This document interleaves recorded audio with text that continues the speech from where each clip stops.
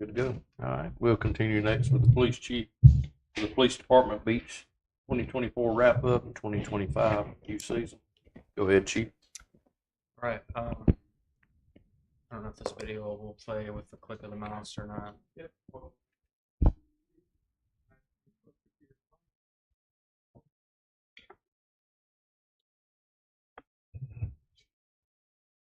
It's just a drone shot. If it doesn't play, it's not that big of a deal.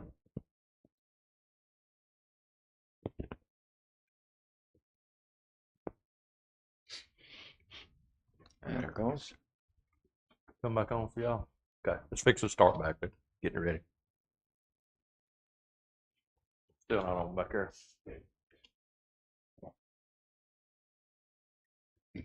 Just an action shot to start the cover. You're going to need to be closer to the mic. It's not picking up. Thank Is that you. better? That's good. That's better. All right. So what we're going to review today encompasses both parking enforcement and beach enforcement. In that order, summarized with recommendations for operations for the 2025 beach season, any future agenda items that we would bring before the town council, and any staffing requests that we might have. It's the second year that we've used civilian parking enforcement. If you recall, the town council gave us 2 additional officers the first year, which we put in onto the island that did parking enforcement the entire season. We then moved those officers to the beach, and civilian parking enforcement ran the entire 2023 and 2024 season. Our schedule ran similar to what the fire department did. With this year, we ran April 1 to October 1 from 9 a.m. to 6 p.m., 7 days a week. We ran with 1 parking enforcement employee a day with extra patrols on holiday weekends. And of course, their emphasis was on compliance with Chapter 72, just on the island. Code enforcement this year, and this is just a review. We're going to get into of what we're going to talk about. We'll get deeper into this. This is the first year we've used civilians for code compliance. They did not issue any citations. Patrol schedule was from April 1 to October 1 again. They ran from 6 a.m. to 6 p.m. Reason being, there's a setup time and teardown time for cabanas that we were tasked with enforcing. We had additional patrols at 7 p.m. to look for any shading devices that were left over that were set up and remained after 7 p.m. In 2024, we had 1 uniformed officer on the beach strand along with 2 civilian compliance employees. And the emphasis was on compliance with Chapter 95. As it mentioned, civilians who could not gain compliance called for police assistance. And you'll see numbers of how that went later in the presentation. I'll start first with civilian parking enforcement overview. This is a picture I actually took when I enforced this violation.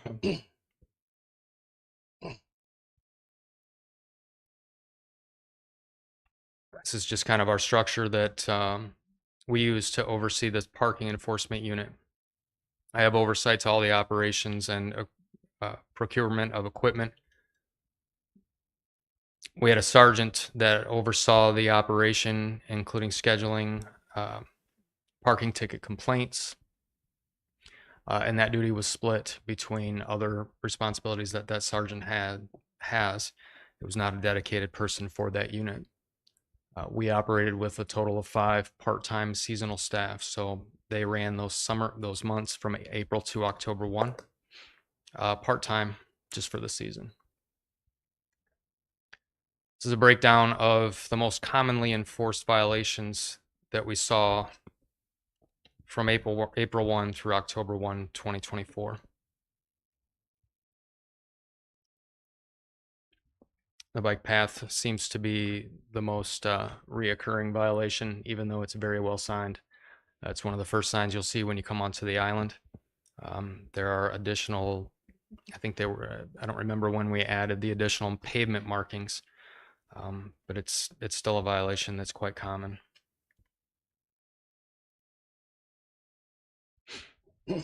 Total enforcements for the year were 1,580. 1,580. And these are citations. 1,580, those were electronic. 39 were handwritten, and that could be due to a connectivity issue with the cell phone that we use to write the citation, a connectivity issue between the phone and the printer that we use to print the citations. So we had much better luck with the system this year. It did a really good job. We also switched cell phone providers that helped us considerably with connectivity issues that we had on the island. Out of the 1,619 citations that were issued, a total paid at the time that this was put together. So this, it could have changed very, very slightly. 1,404 of those citations were paid, which from a collection standpoint is outstanding. We did a really good job of making sure that we followed up with violators to remind them that their citation might have blown off the windshield, it might have got wet, they might have put it in the glove box and simply forgot about it. So we have a process that we use, which is spelled out here. When we write a citation, they are to be paid within a certain amount of time or the fines start to escalate. After 7 days, we mail a letter to the registered owner of the vehicle. If you loaned your vehicle to a relative, a grandchild, they may not tell you that they got a citation in your vehicle, and the letter in the mail is gonna tell you that they got a citation in your vehicle. And oftentimes we'll get phone calls from those folks that truly didn't know, and we direct them of how they can pay it. If we don't see any response, we mail a second letter after 14 days, with a final letter being mailed after the 21st day. If there is no movement, no payment, then our vendor, Surfcast, will start the collection process after the 28th day. This graph shows the number of letters that were written broken down by month, starting from March through the end of September, with the peak total being in July. That's really hard to see. Even on my printout, it's hard to see. 168 letters. Total letters were mailed. June showed 75 first letters, a follow-up of 44 second letters, and 35 final letters, for a total of 154.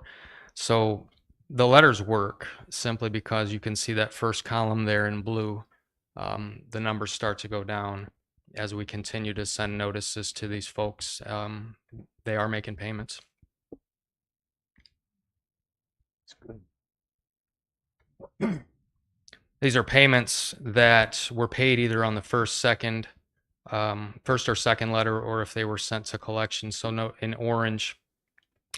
blue, indicates that an outstanding payment was paid upon the first letter. Orange required a second letter to be mailed, and then the remainder were sent to collection, which again, you can see that June and July are the highest, simply because it's the highest number of citations that we write during those 2 months. These numbers were provided from AutoConnect.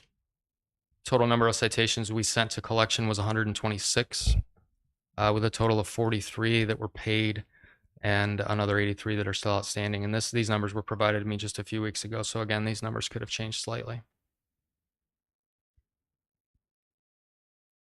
Expenses that we had through the year for the parking enforcement program: in salaries, based off of one person per day, 2 on the weekend, on the busy weekends, $21,600 in personnel, an estimate of a $10,000 administrative cost, which you can see what that breaks down to be, for a total of $31,600. And this is revenue, which is obtained from Surfcast, our system. This shows a total of $58,085 in collections from April through the end of September. And again, if any collections that were made since this was printed, the number could change slightly. Questions on parking before we go into beach compliance? I do, Chief. Yes, sir. The sending out all these letters, it seems like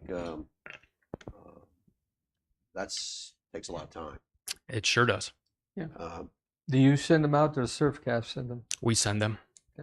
As a follow-up, though, and I'm not trying to jump the gun on paid parking or parking from a parking management company, would that take that out of that for you? I hope so. I mean, if the agreement would be that they would do all of the administrative work. My understanding, and I've talked briefly with a vendor that has paid parking close to us, and they handle it all from start to finish. Of Okay. course, outside of the paid parking times, the responsibility would fall back onto the police department, and then off season, the responsibility would fall onto the police department. But those numbers Sure. are so insignificant compared to the numbers that we see during the season. So it would truly take a lot of work off And of our if administrative there's a assistant. time limit on paid parking or parking being controlled by the parking management, Yes. let's say it didn't start until 8 o'clock at night, and I'm just making up these times. Sure. And then it didn't exist after 8 o'clock at night or 7 o'clock at night. Right. Then you would still patrol the island to make sure that there weren't parking violations during that time. Absolutely. So it wouldn't totally take that off of your Correct. plate. Correct. If an officer this past summer wrote a ticket, there was a violation, and they're sitting there on their cell phone doing an electronic ticket, do they have a way of knowing that that person has an unpaid parking ticket? They do not. The officers themselves do not have access to the back office software for the vendor that we use to help with the issuance of our tickets. Is that because of confidentiality, or is it just that we don't have the mechanics to do it? We don't have the mechanics to do it. In that back office software too gives the ability to reduce citations, to void citations, and I didn't feel that was something carte blanche that we should give to everybody from the top down. Okay. And am I correct? And I wrote down quickly 5 part-time staff for parking enforcement Yes, sir. during the season. Yes, sir. Okay. And that's all the questions I have so far. Okay. None. Thank you. No other questions on parking? No, that's good. All right, we'll move to the fun stuff. Police compliance. I thought that was fun. That was easy. It's all fun. It's all fun. That was pretty easy. Again, a little overview of how this program was supervised this year. Of course, I have oversight to the whole operation. We had the same sergeant that monitored parking, that supervised the parking program, oversaw the operation, including scheduling and equipment procurement, mentioned split duties. So that sergeant still was a sergeant doing police work, but also supervising an additional 15 employees that did compliance. As I mentioned, 1 full-time police officer was staffed to the beach every day from 6 to 6, supplemented by 2 part-time compliance employees for a total of 3 patrols that we had on the beach at any one time. This is a breakdown of the enforcements on the Strand. Dune violations are the highest on this page, followed by holes on the Strand.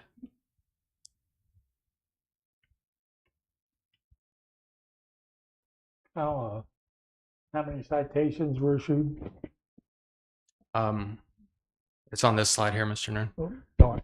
So we had a patrol, like I said, that was dedicated, that went out after 7 p.m. to look for cabanas that remained after the cutoff time. And marking placement both before 7 a.m. and after 7 p.m., 1,053 instances. We still had 3,204 instances where we had to move a shading device or a cabana. I hoped that this number would decrease once we had the trial with Shibumis, or I don't want to call them Shibumis, wind-driven devices. I would hope that number would have decreased, but it remained pretty high. My hope is now that this is a permanent ordinance that the council has adopted, that folks that were hesitant to purchase a wind-driven device because of some of the cost of those would go get that device. Do you have a sense as to how many of this 3,200 were wind-driven shading devices that were down improperly because typically they'd be between Sure. 3rd and 29th, and Sure. you're having to move them out, as opposed to a cabana that was 6 foot out of the line it was supposed to be on. Yeah, unfortunately, I don't have that number. If I had to rely on past experience with it, I would think that it was the traditional style, the pop-up, the 4-post cabana. Just because there's more regulations with where those can be and how they can be versus the wind-driven device that is much more free for citizens to put wherever they want. Okay, thank you. So total enforcement actions, based off of the numbers you just saw in the last 2 pages, were 10,089. We were able to obtain compliance in 10,085 of those instances.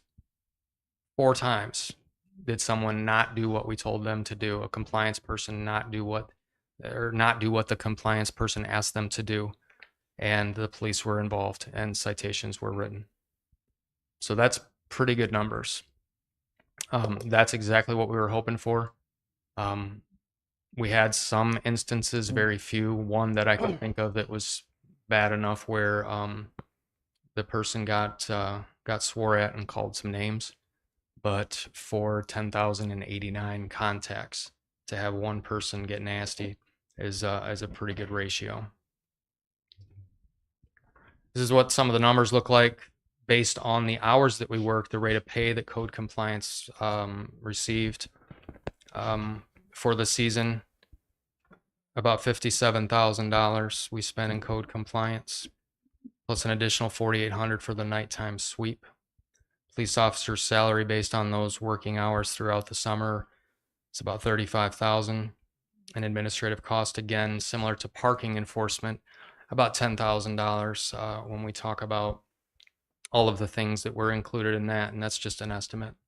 Was that full-time police officer also interacting with the parking civilians that were on Main Street, Yes. let's say? They were. Okay. Yes. We had to purchase an extra UTV this year as we were assigned an additional code compliance person for the 24 season, which brings our total to about $125,800 for our expenses for the 24 season. Questions on anything beach enforcement or compliance related before I move into recommendations? I have a question Yes, for sir. Tara. Oh, for Tim. How, out of the total cost there, how much is done with, paid for by the occupancy tax?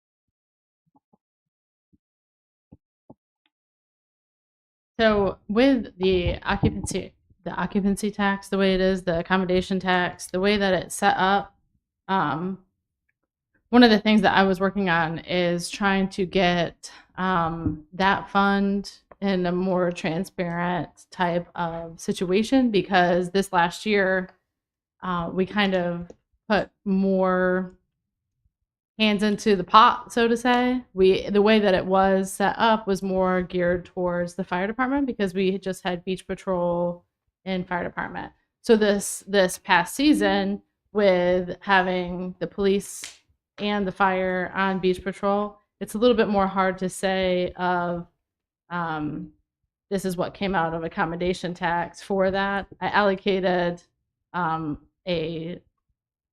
amount out of that to try to take care of a percentage of it. And so I would say I don't actually have what the total spent out of the fund was in front of me. But for us, with accommodation tax, whatever's not used of the revenue that we bring in for accommodation tax is able to be transferred into general fund. And so a lot of that is used towards police and fire for tourism related expenses, which would be beach patrol and beach rescue.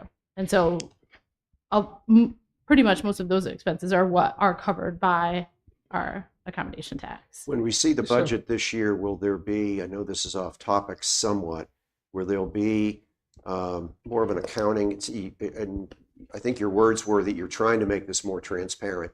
Will we be seeing some of that as we start the budget process coming up in the spring? Well, I'm not here full time. And so I I apologize. I'm sorry. Let me ask a different question. Would all of these expenses, if we had sufficient accommodation taxes, be able to cover all of those expenses? Are all what- of those qualified to be using? That's the question. those are accommodation taxes? qualified to be the accommodation tax. You can use accommodation tax for the expenditures that you are presenting. Yes.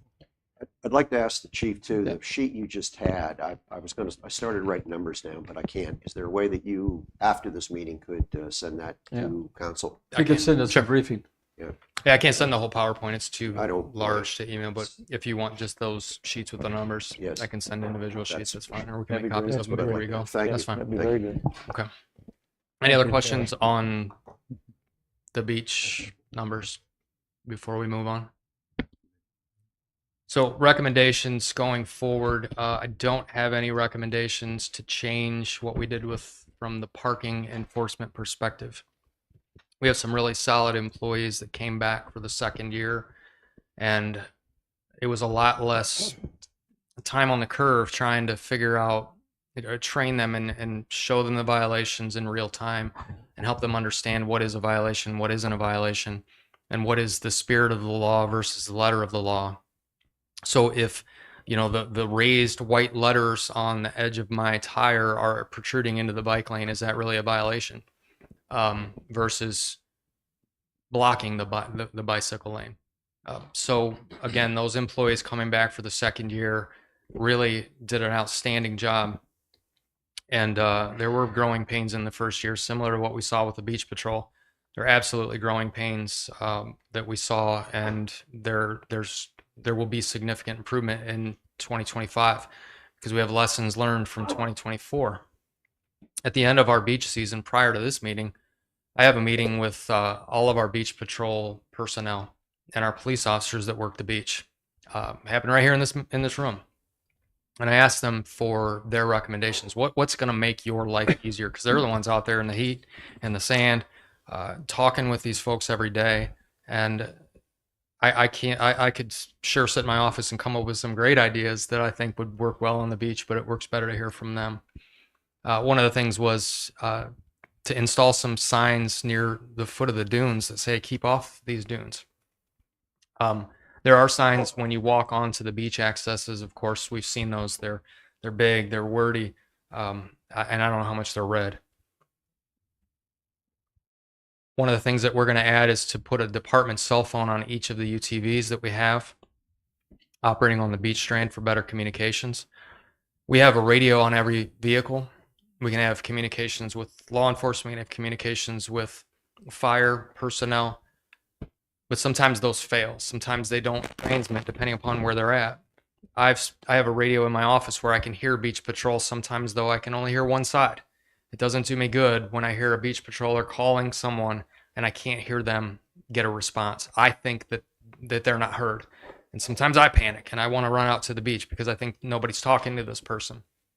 So a simple and insignificant cost-wise fix is to have a cell phone on each of the UTVs. The addition of binoculars for the UTVs, similar to fire, I don't have the numbers that they have, but we get flagged down sometimes with EMS calls or water rescue calls. And if I'm on one of the police department's UTVs and someone approaches me and says, I think there's a swimmer in distress right there, first thing I'm going to do is call for the swimmers. But the second thing I'm going to do is try to look out into the water and see if I can determine, is it a pelican? Is it, a large sort of sea creature, or is it truly a swimmer in distress? And binoculars would help them do that. we used a paper schedule last year, which worked, but it didn't work. I should say it worked, but there's a better way. We started using a Google Calendar for our police department, and it will be used for beach and parking in the 25 season. Anybody with a smartphone can access the Google Calendar, and you'll be able to see the entire season, who's working. So this way, when the beach patrol comes on shift, they can look at their phone and see who the officer on duty is, see who the supervisor on duty is. So if I'm the beach patroller and the assistant chief's my supervisor for the day and I need something from him, I don't have to go rummaging through a binder full of papers that might have been changed 5 times. I can have it in real time on my phone. Zero cost for that. When the beach patrollers come on, we want them to report that they're both on the strand, and when they leave the strand, to the patrol supervisor. This is the officer that's working the road, the patrol officer that's working the road, not the beach patrol supervisor. This will help if there's something that comes to the attention of the patrol shift that is on the beach, so that we know who to call. Similar to the Google Calendar, that would help. Operations, similar to what the fire department is going to do with their operation, with one difference. We are going to work Easter weekend, and the Thursday I was talking about was the Thursday before Easter.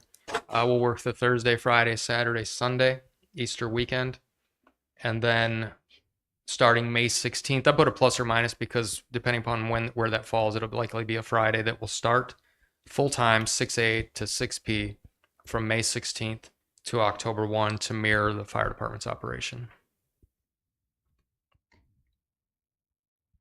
Any questions on anything operational? The next slide I have will be a future agenda item.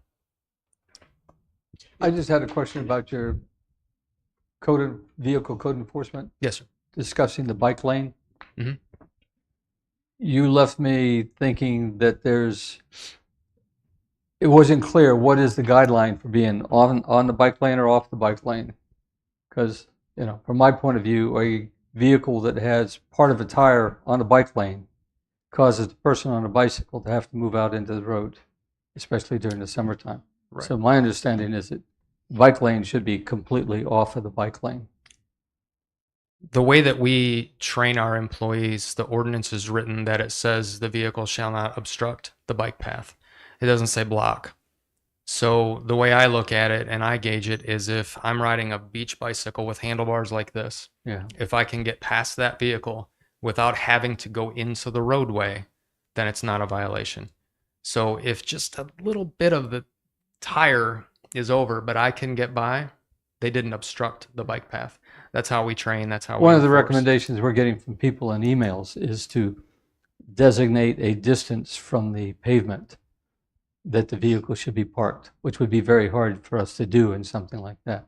But it is part of that consideration of It would be hard. of judging whether a tire is 1, 2, 3, 4, 5, Sure. or 6 inches in, and whether that's an obstacle or an obstruction. That's it differs by vehicle. So if I have a small, let's say a smart car with fold-in mirrors and my tire is just barely over that white edge line, my mirrors are folded in, I could probably get by. If you're driving an F350 with these big extended mirrors, there's no way I'm getting by that, even if your tire's just a little bit. So you have to kind of look at the vehicle and determine, is it obstructing the bike path? Yeah. That's it's what not likely the smart vehicle that's only that big is going to be parked away off the road anyway. you never know. Because you don't want a bicycle to hit into the We've smart seen, vehicle. We've and seen totally- motorcycles in the bike lane. I mean, it's surprising. Our folks, and I know we've got at least 1 or 2 of them in here today. Some of the things they see, and it every year when you think, all right, well, I've seen every way that somebody can park a vehicle on this island. Wait till next year. there'll be a new way. Well, my view as a resident that lives on the island is keep the bike lane completely clear from. Mhm. from And vehicles. that's exactly what we do. If the bike lane is obstructed as per the ordinance, then it's a violation. If it's not obstructing, meaning that a bicycle can get through without having to go into the roadway. So when people come and complain to us, which they do on a regular basis, well, my car was only this far into the bike lane. Yeah. My response to them is a bicyclist, that bike lane is put there for their safety. And a bicyclist should not have to leave the safety of that bike lane in order to get around your vehicle. We take pictures of every car that we write a citation to. Yeah. I show them the Yeah. picture. Yeah. And I understand, I agree that, but Yeah. but your discussion here started with keep the bike lane completely clear, and now you're moving back and justifying why the bike lanes don't have to be completely clear. To me, completely clear is off the asphalt. completely clear is unobstructed. I guess semantics, but if I said completely clear, if a bicycle can get through unobstructed, that's our goal. Would it be easier for the police to enforce if it basically said Ordinance was changed. no bikes or no cars touching the bike lane or something like that, or no cars are allowed to park on any part of a bike lane or something like that? Would that be easier to enforce for your people? I don't know. I'm sure there's a way that we could clarify it, Yeah. so Maybe that we it's, can. even if, if a vehicle's tire is off of the roadway, but their mirror extends, we don't write those citations because the vehicle's out of the bike lane. So if the vehicle is partly in and then the mirror is mostly in, then we do write those citations. Again, we try to enforce the spirit of the law more often than the letter of the law. Speed limit says 25. We don't write tickets for people doing 26 I understand because that's that. the I letter of the understand law. that. Just trying to make it more objective so it might I help your understand. people interpret Yeah, and what I to guess if that's something that we need to do for the 25 season, then we can put our heads together and come up with language that everybody feels is You enforce it. Do you think we need to change the ordinance, or is it workable the way it is now? I think it's workable the way it is now. That'd be my vote then. That's fine with me, but I was mentioning that to maybe help your people. But if you feel it's done and people are trained, they can understand that, okay. Was the highest number of citations that we wrote. Yeah. I was last year. flabbergasted by the number of Yeah. misdirection violations that Mm. occurred. And we added signage this year because that's not. You've got the flashboard as you enter We the do. island. Yeah. I mean, We added stationary signage, but yeah, in addition to this large billboard that tells you don't do this, people still continue to do it. That's a very common violation. curious question. If their tires on the bike lane and they're misdirected, do they get 2 citations? They can. Because I notice in your weekly reports, there are some people that are getting Multiples. multiple citations on one Yeah. occurrence. Yeah, Wow. if there's multiple violations, then the discretion is at the hands of the person writing the citation. Do they cite for one, warn for the other, cite for 2? It's that discretion that they have, but it's addressed either way. I don't think anybody wants to take that discretion away as long as the spirit of the law is being I would agree. maintained. Yes, sir. It's fine. Any other questions regarding operational recommendations?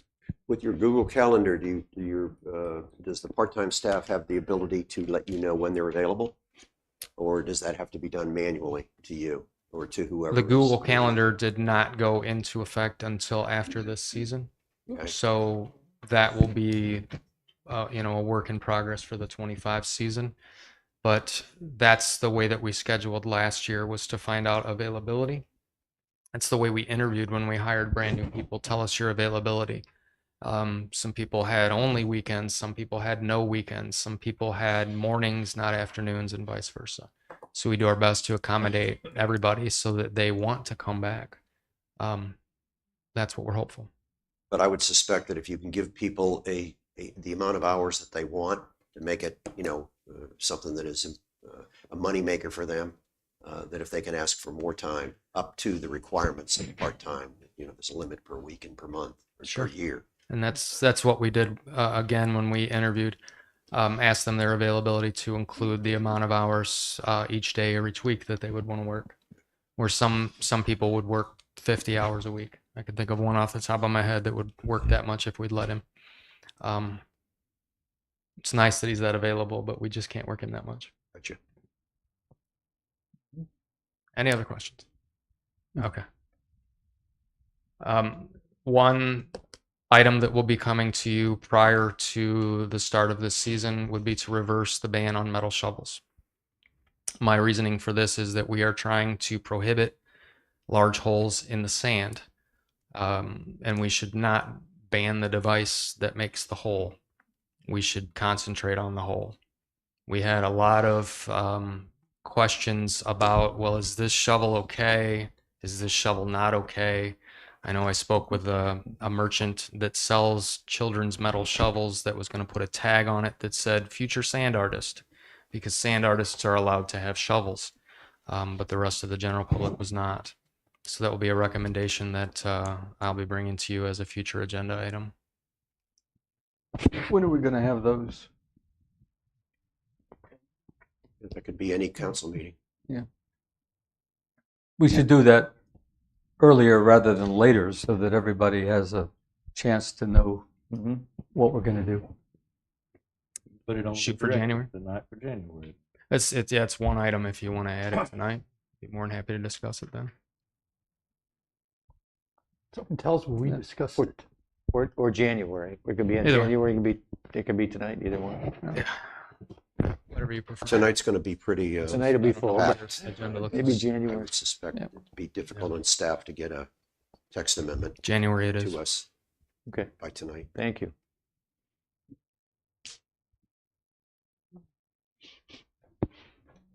If there are no questions on the shovel recommendation, my next slide talks about staffing.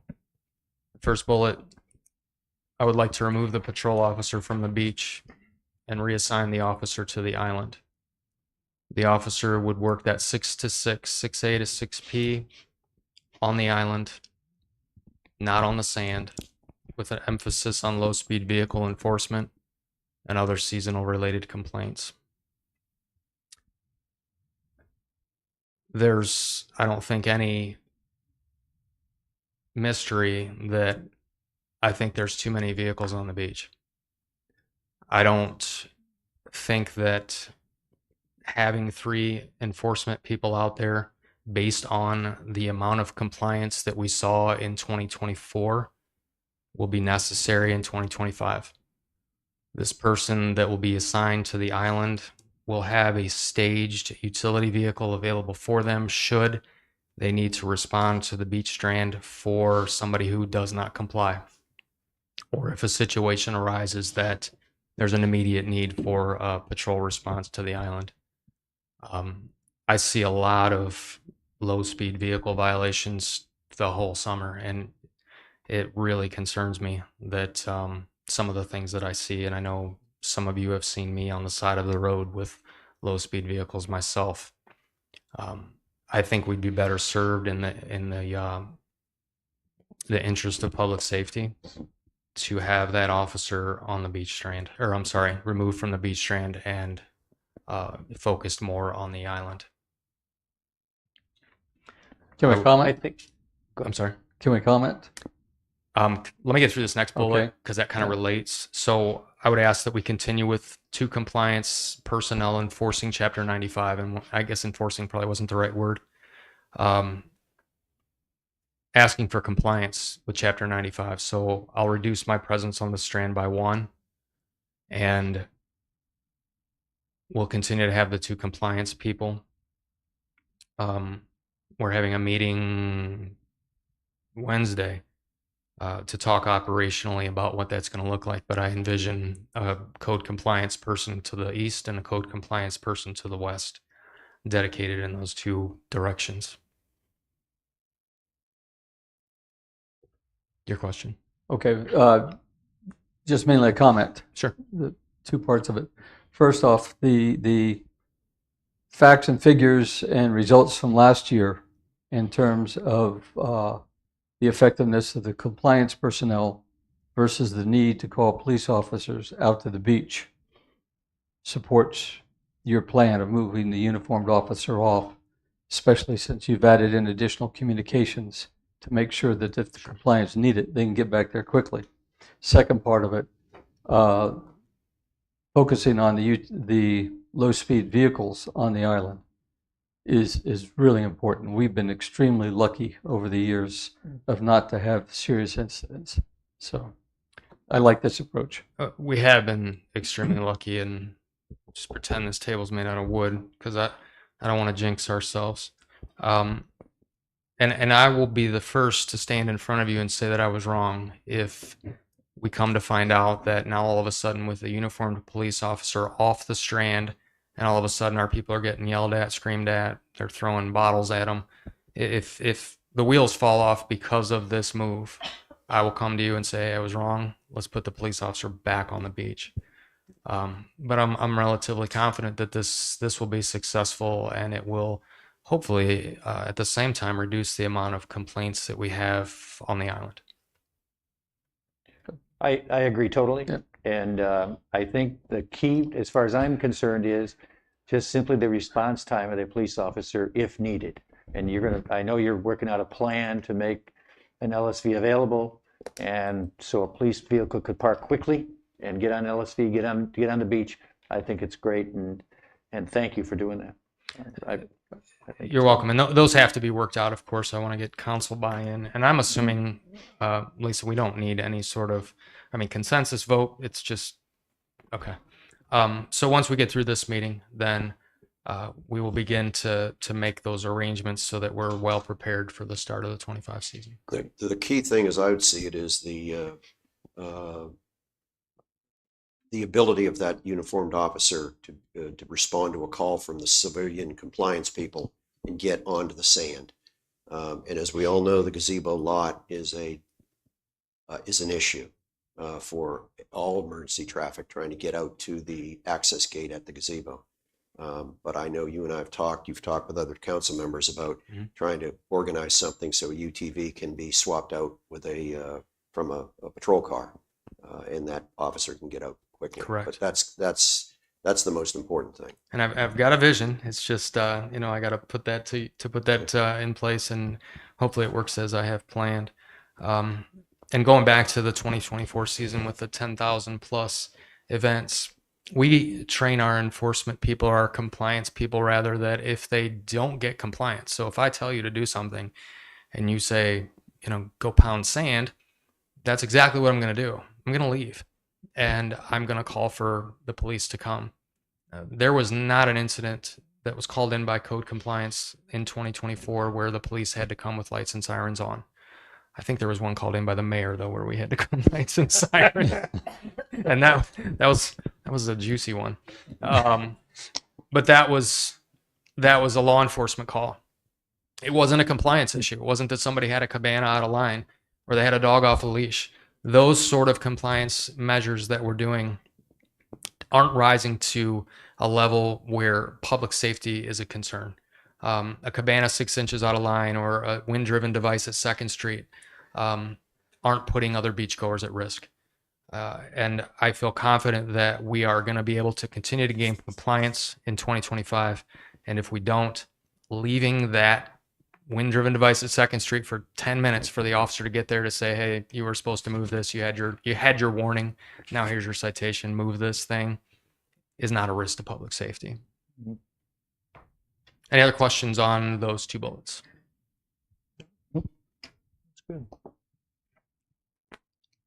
As I mentioned earlier, we had a sergeant that was tasked with supervision of the beach program and the parking program in 2024.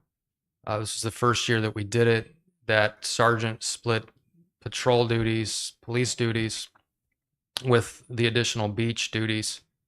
And I think that in order to help us move forward, help us get this program to where it needs to be, that we should mirror what the fire operation does with a dedicated supervisor that we can put in charge of both the beach and the parking enforcement employees for the season. Now, of course, what's that person going to do? That person would be responsible for all things beach related, including the bullet points that you see there, which are currently done, or were currently done, and will be currently done by existing personnel, including myself, the assistant chief, and the sergeant that was over top of, or that oversaw that program. What will that person do in the off season? This is all the things that are shared collectively now between the assistant chief and myself and other administrators. So we're splitting duties again to handle all of these things. And we have an IT person in the room, and he probably sees the bullet about IT related issues. There are certain things that our IT cannot have access to because of the confidentiality involved with law enforcement databases. And those fall on me to do a lot of those. But these are some of the things that this person would do in the off season. And of course, this is a police officer. So that person can also backfill patrol when there's a vacation or training. And as the last bullet mentions, this is a 2025 budget item. This is not something that I want to discuss now. Can we get a copy of that, please? I think that's very concise. For sure. Thank you. Yes. Any questions on? Wait, let me make sure I don't have anything. I had a question, and I maybe do have stop one more me. Stop me if you've either already answered this and I missed it, or you're about to answer it. Sure. If you're 2 civilian compliance and you're 1 uniformed police officer on the streets of the island, 2 on compliance civilians on the sand, 6 to 6. If cabanas remain at being off the beach by 7, are you still looking at bringing an additional part-time person in to work that like you did this year? I am. Okay. Yeah, so I would still want compliance personnel to do that beach sweep after 7 p.m. And that employee came in around 7, got the UTV, was on the beach strand by about 7:15. And then depending upon the time of year and the amount of people that were there, spent an hour and a half to 2 hours sweeping the entire beach. Thank you. Sure. So, and we would continue with the compliance personnel enforcing Chapter 95. So I wouldn't ask for any additional personnel there. We would staff accordingly so that we can have the 2 people a day. And that is the end of my presentation. If you have any follow-up questions, I'd be more than happy to answer those. I think you said that you're satisfied with your inventory of UTVs for right now. I guess the better question is there one in a replacement cycle for capital improvement? There's one that could be replaced. We have one that's a 2015 maybe? 15? No, 18. No, It was an 18. Yeah, We've had it a few years. Yeah. Yeah. The But that has nothing to time. do with this. That's part of your. It's just attrition. Yeah. Okay. I wanted to say I think that there is a simple way for right now that I can go through that accommodation tax and make it work for right now. That wouldn't take very much time, that I can make it work for us, for at least splitting out the salaries between the police and the fire section and things like that, just to make it work for us, at least for right now. That wouldn't take me a whole lot of time. I know I said that I can't do that right now, but I apologize. I do believe that I can do that in a more simplified way than what I had originally thought. Okay. Like listening to your plan and how y'all are both trying to move forward with this, I do think that there's a way that I can not revamp the whole thing, but make it work going forward to where it kind of separates it out. Thank you. Good. Very good. Anything else for the police chief? Thank you. Thanks, sir. Thank you. You're welcome. We take a quick break. Almost painless. Yeah, thank you.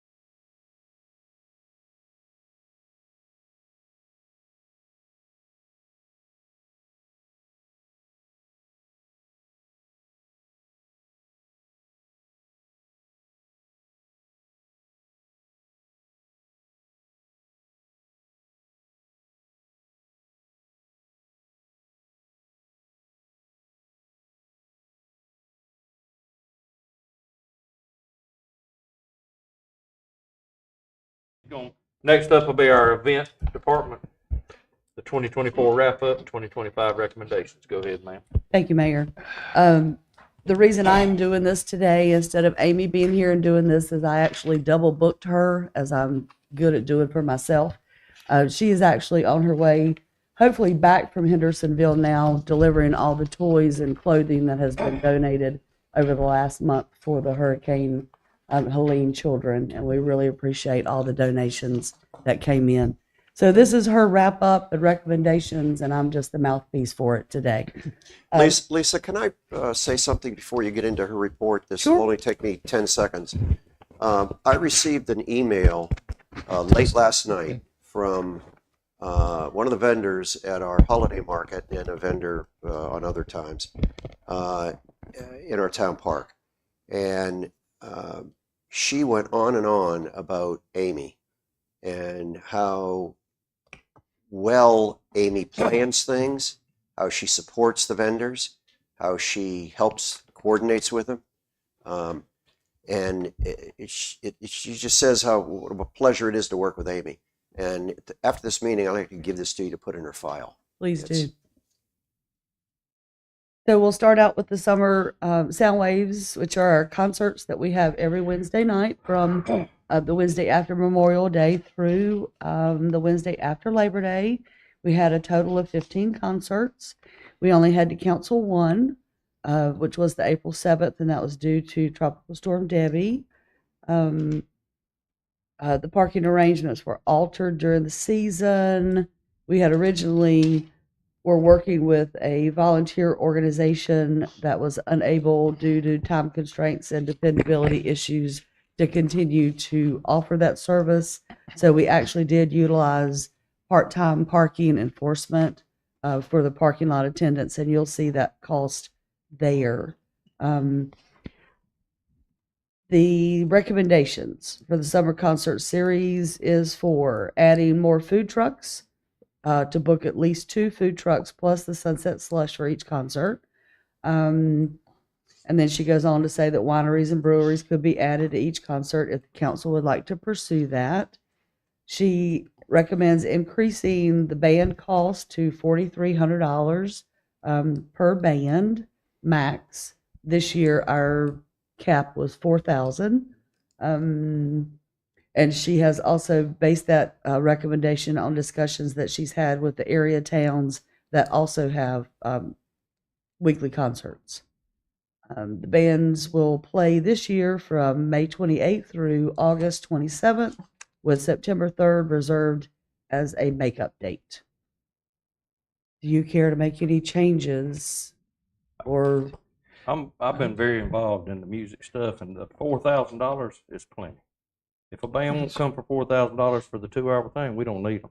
I mean, I go all over the place and see different events, and the majority of these groups, other than some of the older ones or the ones that live far away, don't even charge the extent. So I don't see why we would go up at all. I mean, offer the 4 and it's not going out and saying, all right, we want you to come, you get 4. What is your cost? mm-hmm.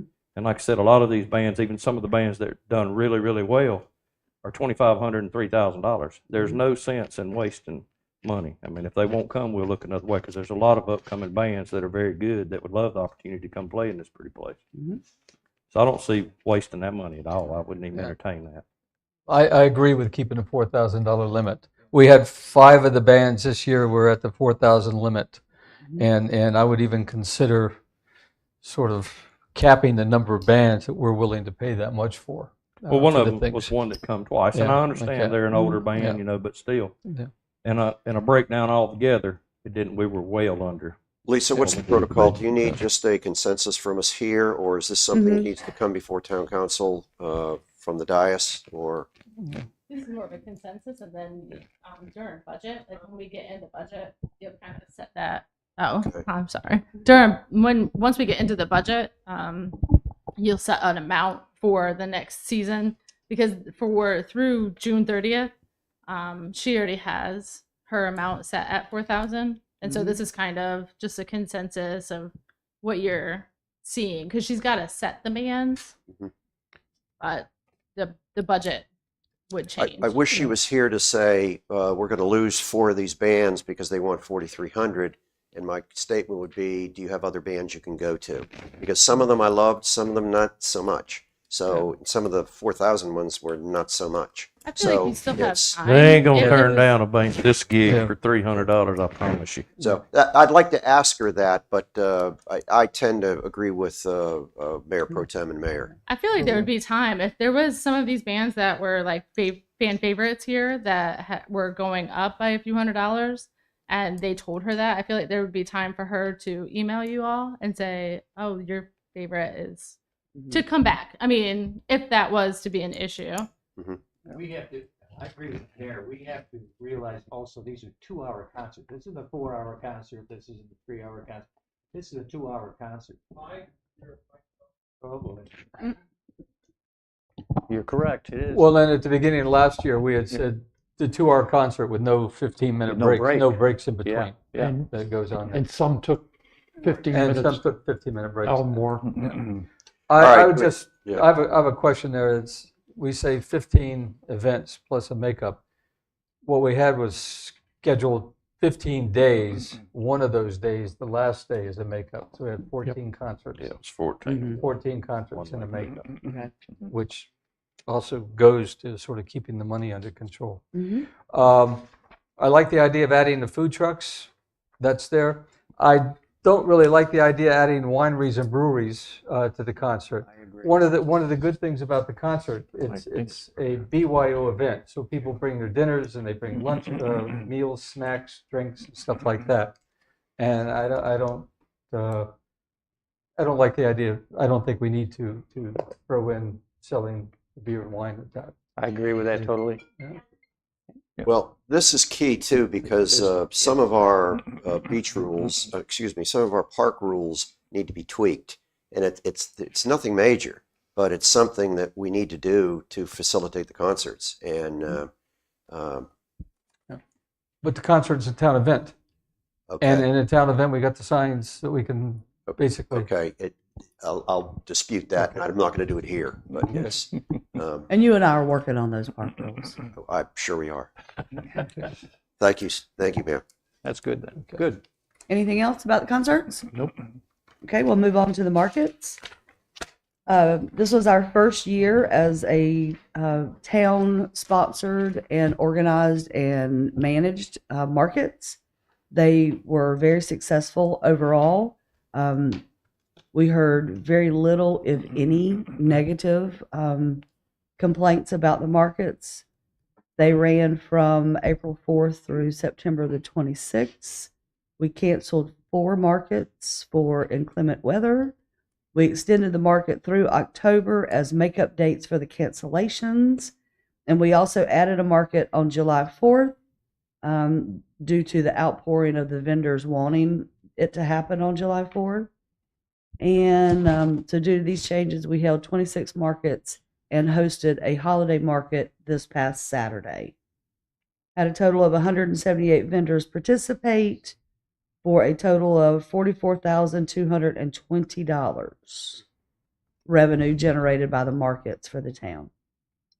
The parking arrangements were altered in this event as well. And then you can see the part-time parking cost there. Do you anticipate any tweaking of the parking, or have we gotten to the point now where it seems like it's working fairly smoothly? It seems to be working very well for the business owner and for the parking attendants themselves. Yes, no The- questions. No The concern I have is we run it up to, if we did like this, well, the concern I have is bracketing October markets. 2 days before the sunset at sunset, and then 3 or 4 days after sunset and sunset. You know, I like the idea of running the markets up through the last Thursday of September. That gives us a little bit of break for the, basically not to saturate the market until sunset at sunset comes up. And perhaps not to saturate staff in terms of setting up That's a Three- good three- point about three- staff, John. 3 times in about a week. Her proposal and is to if- go from April 17th through October 9th. We which, could just back that one down. which backs it Right. up to October 2nd and October 9th, both of them bracketing sunset at sunset. Okay, so we'll just I mean- end at September 26th. I mean, it's, Mm-hmm. the other concern is, the last point you had there was vendor fees.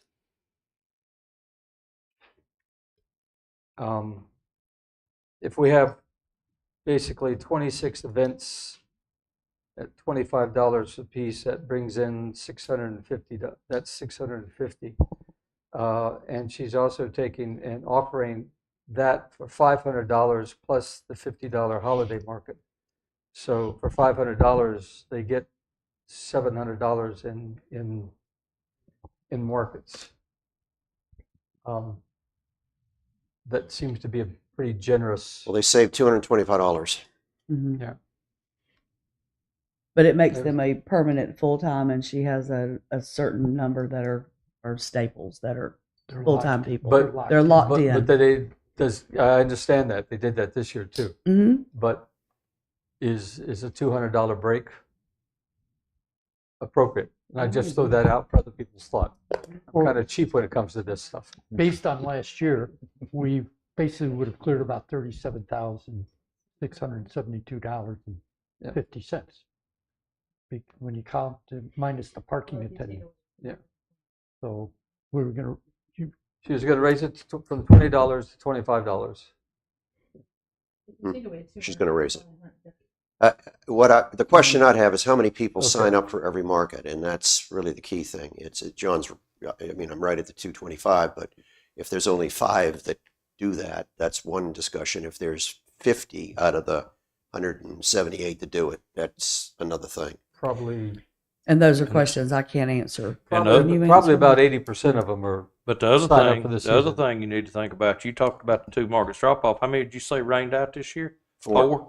Four. I mean, Four. you're gonna give them back Mhm. $25 off back, or if that just includes that's whether Yeah. it rains or not, Rains then or it not. may equal out to the same anyway. The policy There's has no been refunds. no refunds. Yeah, that's what I'm saying. Rains or not. But if it rains 4 times or 2 times, that's another $50 off. What that does for the vendor is it locks in a spot for them. They probably have more negotiating power with Amy that I'd like this spot and I get it every week. And as opposed to, So my question is everybody else comfortable at $500 for the season for a vendor? And If Amy getting the suggested, holiday market. I think she's got the details more than I do, so Yeah. I don't I know. got the details that she provided here. Yeah, but I don't know how many. That's And my the key. question also is, what are the other markets charging for a full year? Yeah. What's their discount if you wish to take an annual? She tends to be in line, I know. as we But know, but I don't know if that's true or Well, not. And- she gets that information from her vendors because her Yeah. vendors are also participate in other markets. So And I Peter, don't know, John. Yeah. You know. and Peter made a good point that how many are taking advantage of this? And I don't know. And you said maybe 80%, and that's a lot for taking advantage. Well, Amy has told me that her anchors, as she calls them, are important. Like and I don't want to give credit to anybody, but the pie man. People go there just to buy pies. So it's So I actually have a little insight into this because when this program was starting, I actually had no idea or not a whole lot of idea of what I was doing, but I was trying to move this along before Amy got here. And I will tell you that the vendors that were signing up for the entire season were the people that will help you through the entire season. They were instrumental in helping this season move forward seamlessly. They assisted Amy and were like eyes and ears for Amy and would help her with the markets as well. They get the word out to other people. They advertise for our market here on their Facebook pages. They do offer something else to the town as well. if Amy suggested it, I Yeah. have to kind of just say I'm sure she's thought it out because she can be pretty cheap. So it's You see all the stuff she gives Thank you away? for that, Tara. Thank you. Lisa. Yeah. Are there any other expenses about public work for the police department?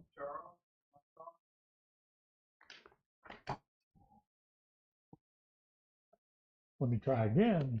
Are there any other expenses like the cost of the public works setting up or the police department?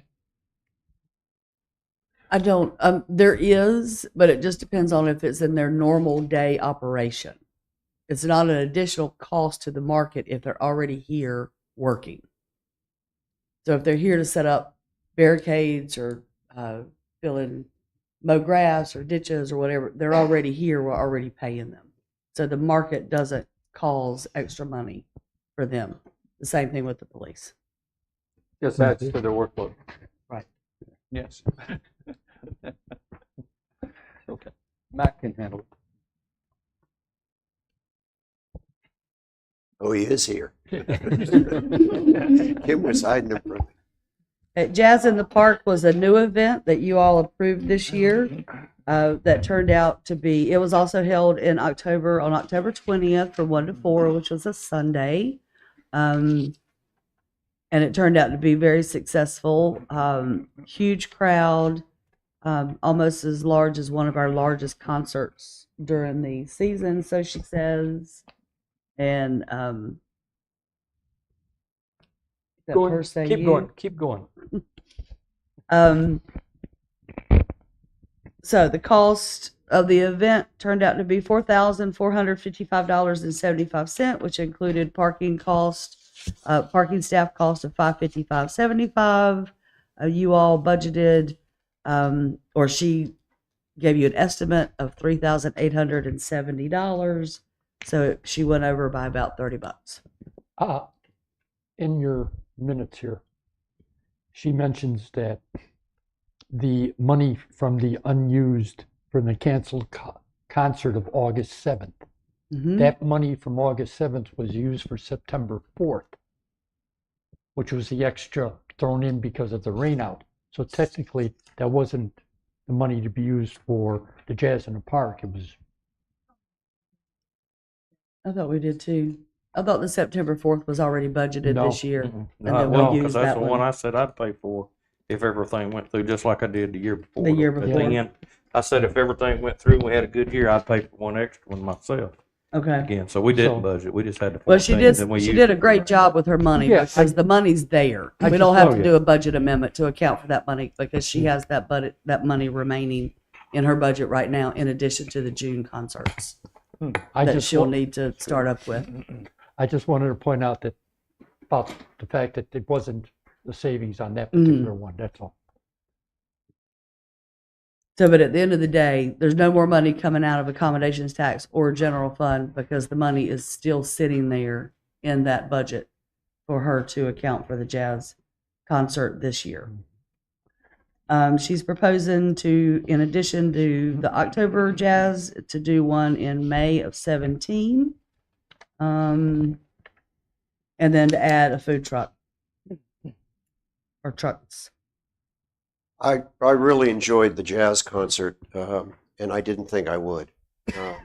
I voted for it because I thought it was something that Mr. Corbett had brought up about it. It kind of expanded our shoulder season, which is something that we on council really need to be more cognizant of, is both spring and fall, to have people want to come here and spend their money. I don't know if I'm sold on having 2 jazz concerts because one was successful to automatically jump and have 2. I certainly would support the one, particularly later in the year after the other concerts have stopped. But I'd like to hear what other council members might say about bumping it up to 2. I'm not really convinced. Well, I'm not totally convinced either. However, one was successful, and when you have a successful one, you want to reach out and try it again.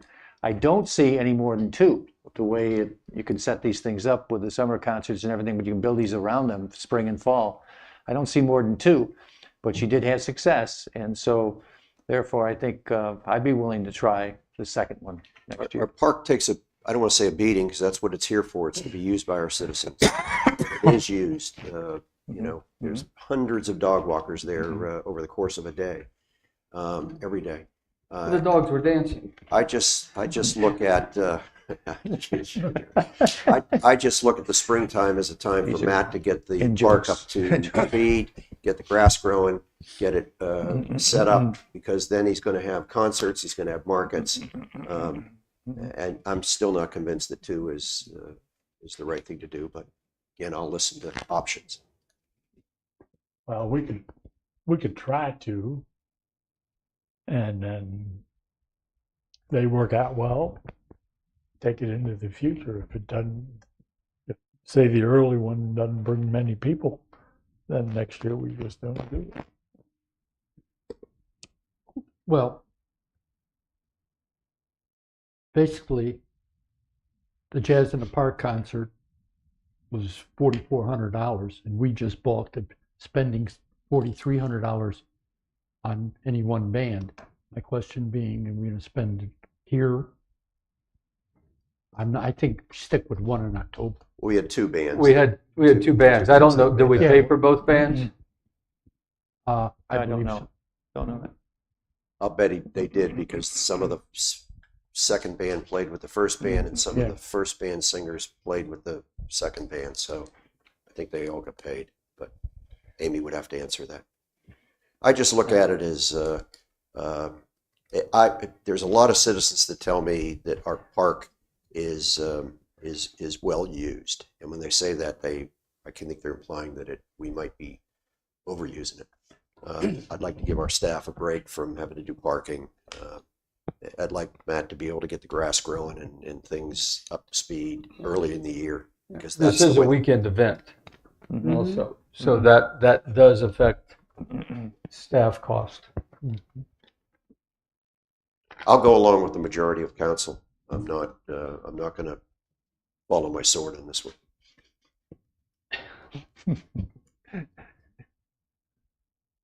I'll go back to what I said, that, you know, anybody like Amy who sees one being successful will want to try a second. But again, I wouldn't want to go above 2, but Well, Charlie said Give her the 2. You say 2. Mike, One. I'm a 1er. Mr. Corbett, you have a very important statement here if you want. I'm going to sit right there on top of the fence. I am probably the one in this room that least appreciates jazz. But I think the idea that Charlie pointed out, that, you know, it worked well. We've been supporting Amy in what she wants to do. I'd say go ahead and try it a second time, but I'd also say absolutely not go beyond that. let's move on. Absolutely. Yeah. Absolutely. And the last event is Sunset at Sunset. And you all have the breakdown of Sunset at Sunset held October 5th, 10 to 5. We had a total of 105 vendors and nonprofit groups. We had 10 food vendors and 4 beverage vendors. That total revenue came in at $21,584. Total expenditures $30,733. The bulk of the additional is the shuttles that we are using to move attendees from the parking lots that are off-site to here. This year, even though coach buses were used, we actually ordered and paid for minibuses, and the contractor was unable to provide the minibuses, and coach buses were provided at no additional cost to the town. In addition, this year T-shirts were ordered, and we do still have an inventory of those, just like we do every year at Sunset at Sunset. They are not dated, will be sold at other events, and are on sale now. They'd be great Christmas gifts. That was $7,500 too. Correct. I mean, that's a huge percentage of the total expenses. And then the merchandise brought in $3,500, so we almost Paid for half of it. Yeah. Mhm. Let's see. Recommendations are the date, of course, first Saturday in October will be October 4th. We recommend changing the event hours from 10 to 5 to 10 to 4. This has been a recommendation that we've played around with the last couple of years and have watched the last hour for these last 3 or 4 years, and it just appears that the 4 to 5 is a straight die off, and vendors start packing up. So that is our recommendation for this year. We also recommend reducing the satellite parking lots to 1 from the 2. This will reduce the number of shuttles. Do we pay for those parking lots, or do they just let us use their parking lot? They let us use them. Okay. We are looking at a slight vendor increase. I can't tell you when, if ever, the vendor fees have been increased for Sunset at Sunset. I didn't have time to go back and pull prior applications to see, but from my memory, which is getting worse daily, I don't think those vendor fees have changed. We don't think that we need to be given a discount for vendors who want a second booth.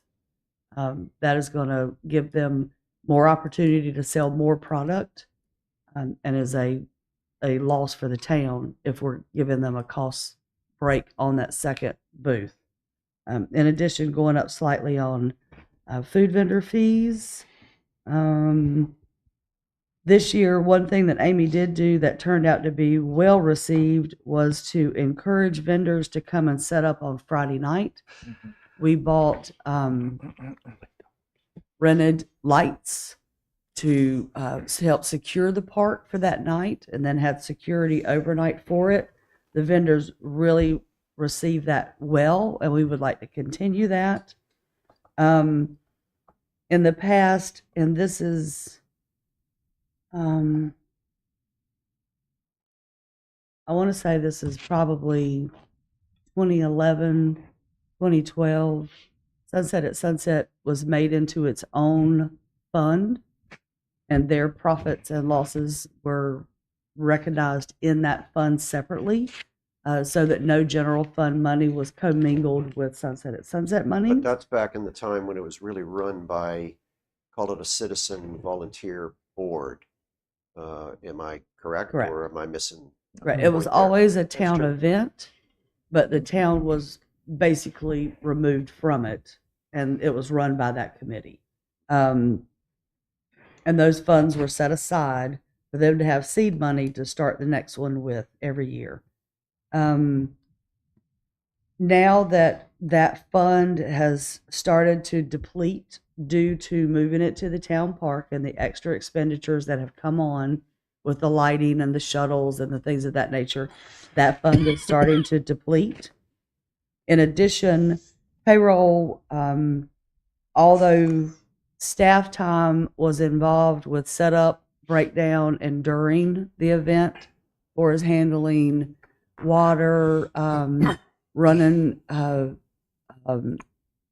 town booths and other booths and things of that nature, and then breakdown, bringing all the equipment, the fire department running the obstacle course, and police department doing their booth. None of those payroll costs were associated with the event, and therefore were never accounted for in their special fund.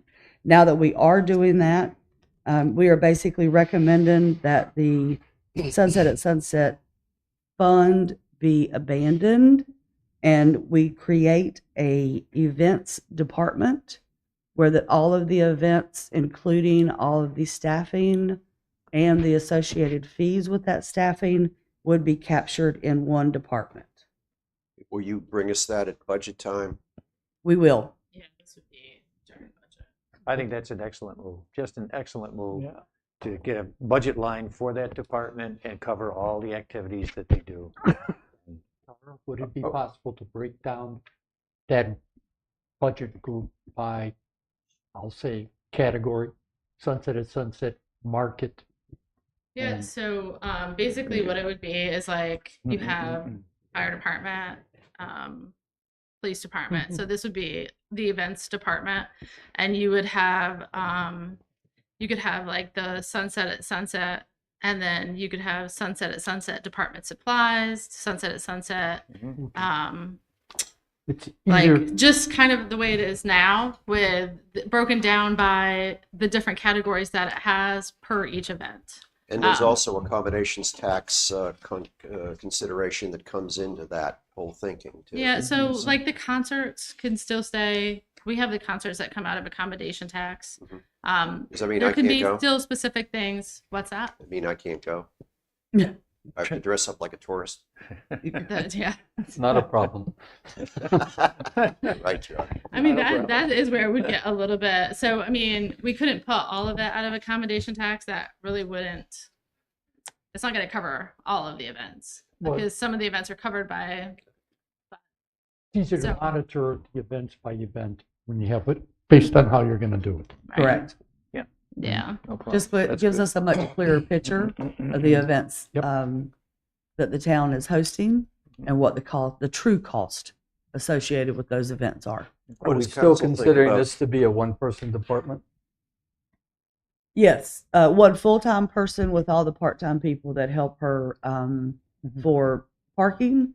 And then we would have codes for the other departments as to when they are working these hours for Sunset at Sunset, or these hours for parking, or these hours for the market. The payroll timesheets would be coded in a different way that would capture that amount. You need a consensus from us on the recommendation to have an events department. That will come at Yeah, budget. budget. Okay. I mean, basically, I'll start working to create that department. Well, but if we say no, you don't. yeah, that won't start bother. creating See what it, it but says. I mean, yeah, so consensus. I I would- think you. No I think you vote. have some support here. Yes, I Yeah, think you got work great on it. support. I have one thing. Except for Charlie. No, I've enjoyed Sunset at Sunset since the very first one over at the beach, and but I don't think that it should be a cost to the town. Break even would be fine. We are celebrating Sunset Beach, but I don't think the town should have to put out money over and above the cost, over and above the.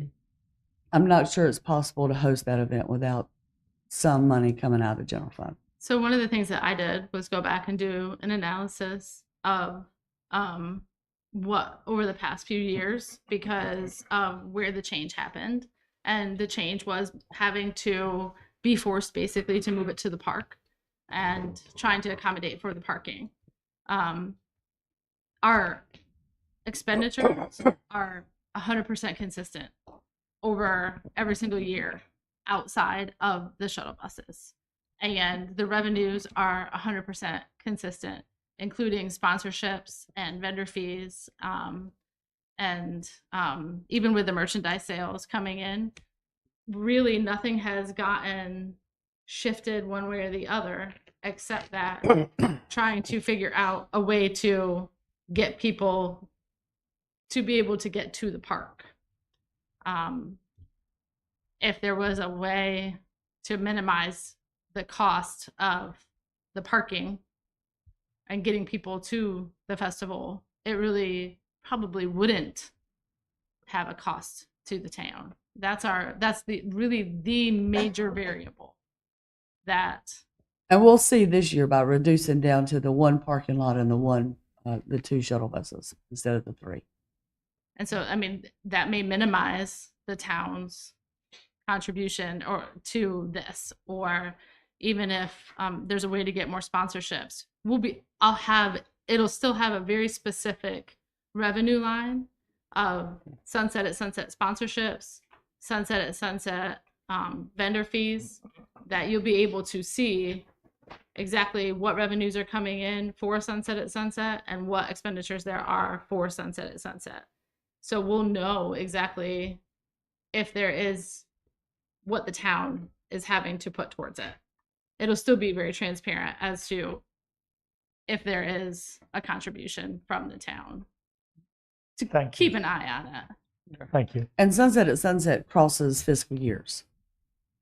We get the revenue pre in this budget, but most of the expenses go out in the next budget. And we can do that in an unearned revenue prepaid expense too, Right. to keep up with it per fiscal year. Not that you probably want to. Terrible, do terrible. Thank you, Mayor. Anything else from the events? If not, we'll move on. Island parking. All Island right. paid parking program. Let's begin the discussion on island parking. What you received in your packet, what people received in their agenda packet that they got at home was what they call was entitled a paid parking program. The idea of this document, when it was put together, and this might have confused some people, that the idea was to first report on what has happened since the island parking plan was accepted in concept on September 3rd, and had some revisions to it, obviously. What's happened since then with island parking? What has been the implementation? What's the plans and all that? Try to explain that in the beginning of this document.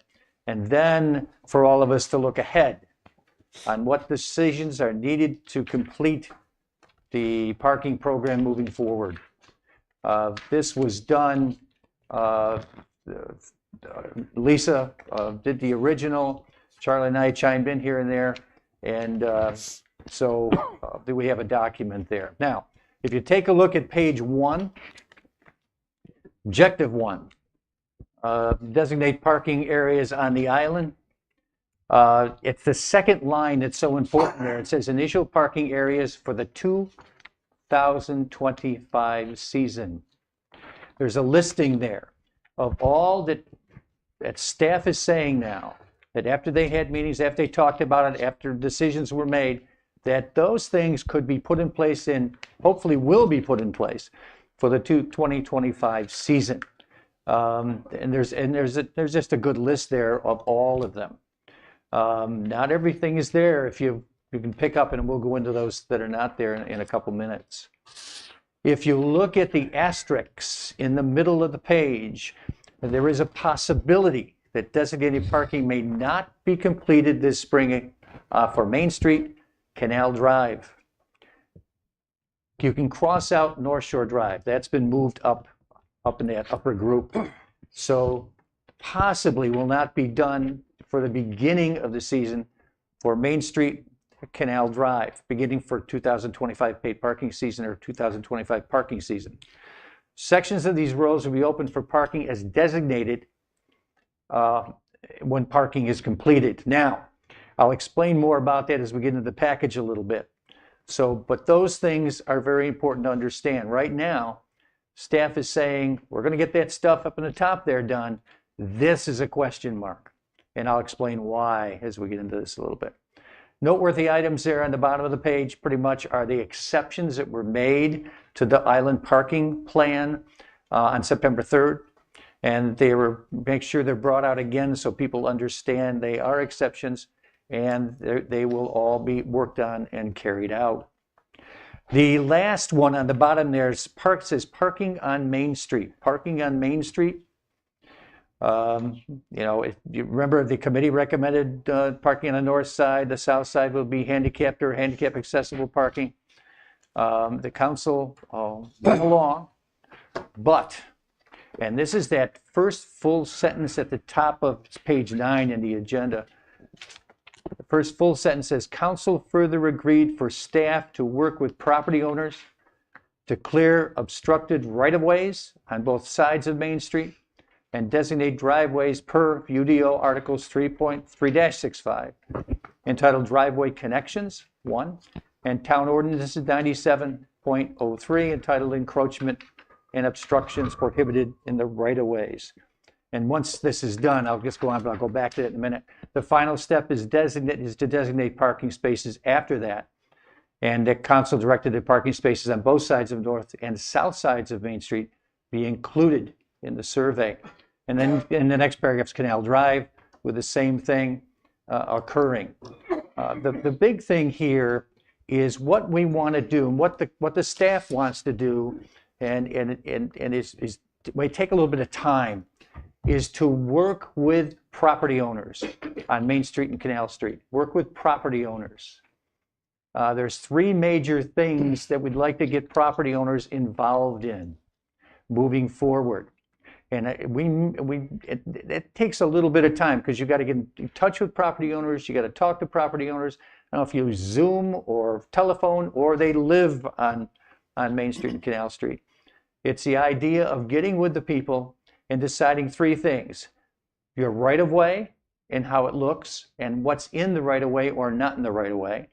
For most houses along both of those streets, there's nothing in the right of way. And remember what the right of way is now. The right of way is a very important part of the road. If you look down Main Street, and we've said this before, you look at power boxes and power boxes. These are not perfect lines, but they're close. As you look down power boxes, there's a line that connects those power boxes. And that line is your road. That is your road, period. The asphalt part of the road is what you drive on. And the bike lanes on Main Street is what you have there also. So you get off the asphalt and you go to those power boxes on either side of the road. That is the right of way. That's important to really understand. That's the right of way is the place where all the infrastructure goes. That's where the water pipes are, the electric, all that stuff goes through that area. And it's an area that the town maintains, because if you need to get in and do work on those areas, you got to be able to get in there and do work, especially if there's major problems with water or so on. So that's the right of way. And that's what is controlled by the town. And that's what we're going to talk to homeowners about. That's what the staff will talk to homeowners about. And making sure the right of way is cleared, number 1. Then we'll look with the homeowners and driveways, designated driveways. Where will your driveway be? Now, most people think of driveways here as going from a house to the road, from the house to the road. The driveway is really only the area that goes through the right of way. That area that we just talked about, that's the driveway. That's what makes the driveway important here, is how it passes through the right of way. That's what we can control. If somebody's stoned their whole front of their front yard right up to the road, okay, that's not the end of the world. But as far as the driveway is concerned, once you get to that power box line to the road, that's when we have to mark out a driveway.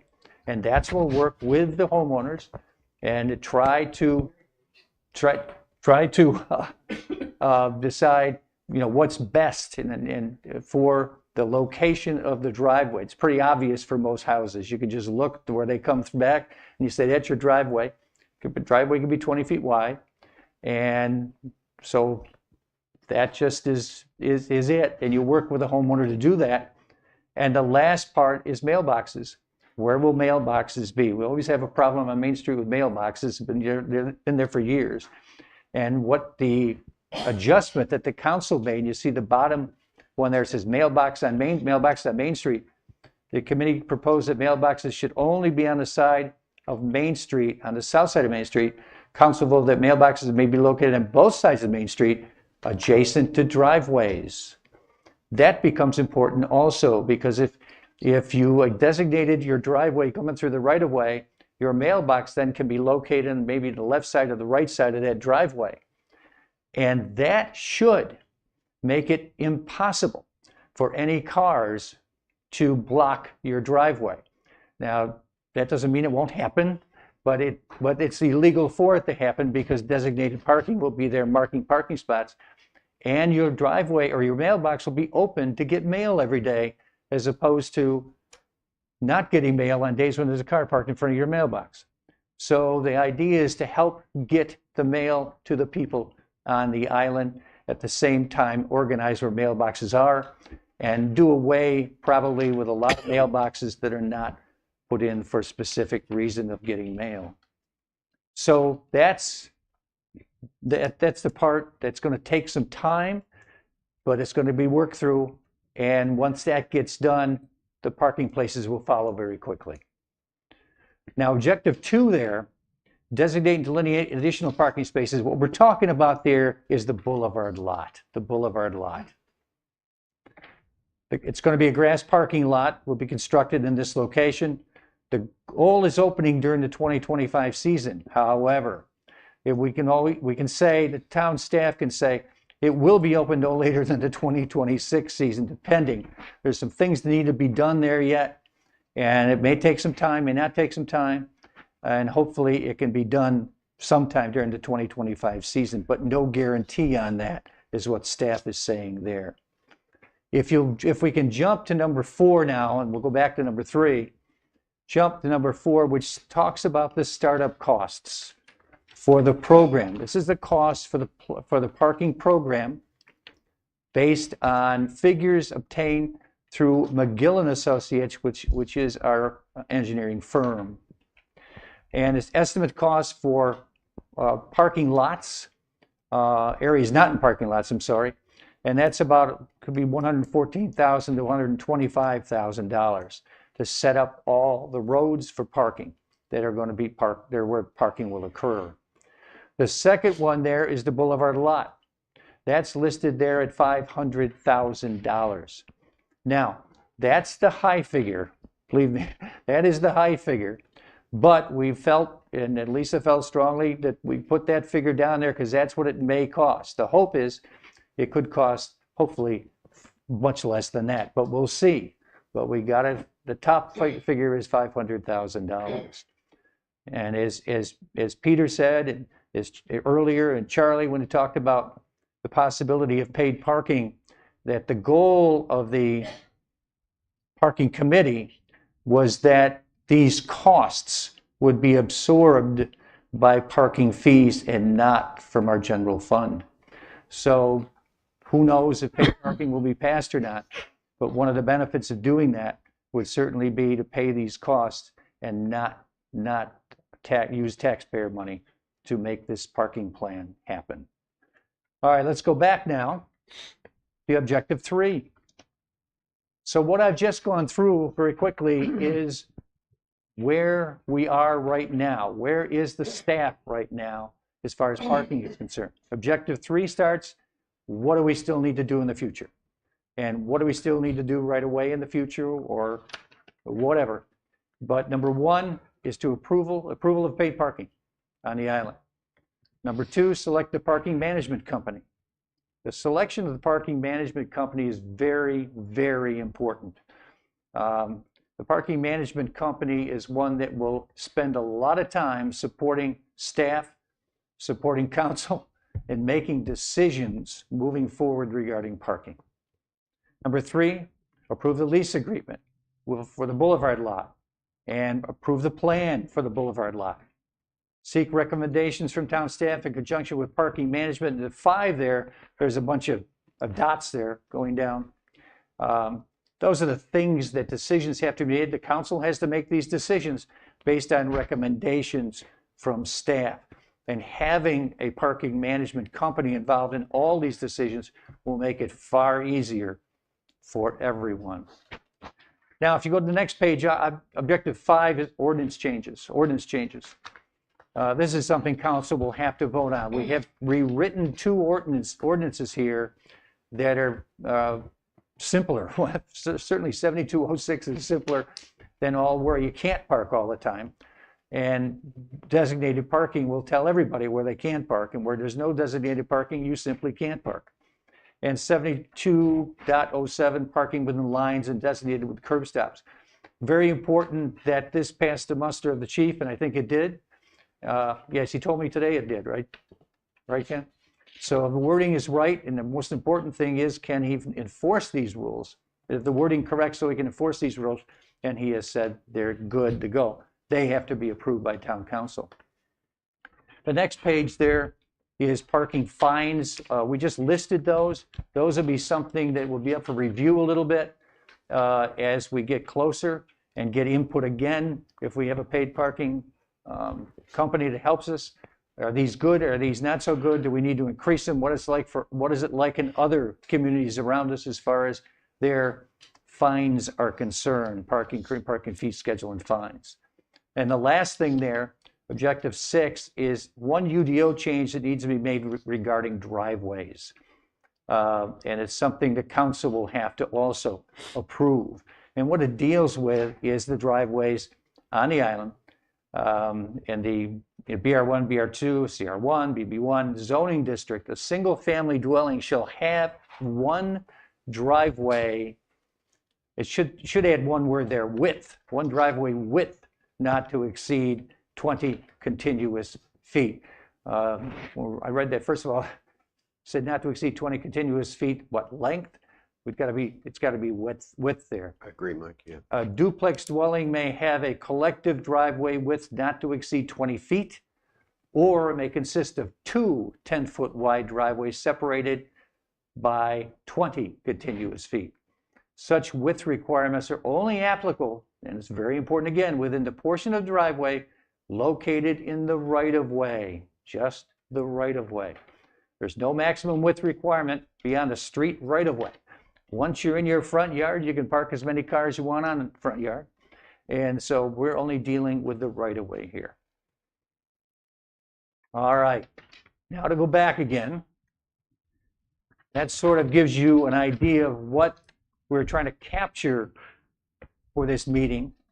But now you got to go back to objective 3, and this is where we open it up to town council to talk about the first two things there, paid parking, and if possible, the parking management company, selection of parking management company. Mike, Yes, I go won't ahead. interrupt you Yeah. because you're rolling here. No, But if we have wording issues, maybe not trying to overturn anything in objective 1, but wording issues, you want to handle that at a different time? like working individually with you and wording Yeah, issues? Yeah, sure. yeah, that's fine. I mean, that's absolutely okay. fine. Yeah, Uh, yeah.